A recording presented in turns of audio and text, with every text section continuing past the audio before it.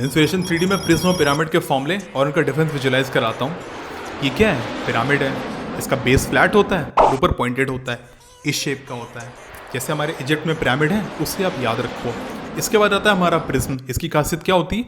इसका टॉप और बॉटम बिल्कुल कॉन्ट होते हैं और साथ ही साथ एक दूसरे के पैरेलल भी होते हैं। ठीक है।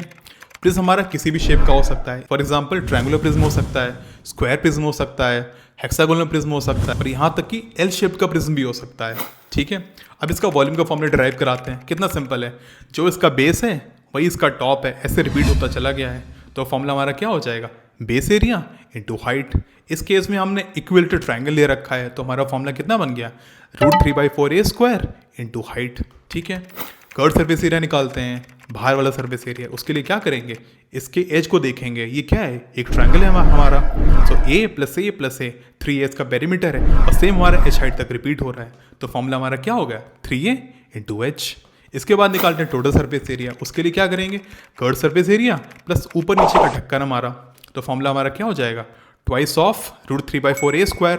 टॉप का हो गया, फिर अगल बगल वाला 3a इंटू l। ठीक है। और अगर आपको समझ में आ गया है तो फिर अगर मेरे पास पिरामिड और प्रिज्म दोनों सेम बेस और सेम हाइट के हैं तो फिर इनका वॉल्यूम का रेशियो कितना होगा? इसका आंसर आप कमेंट करो।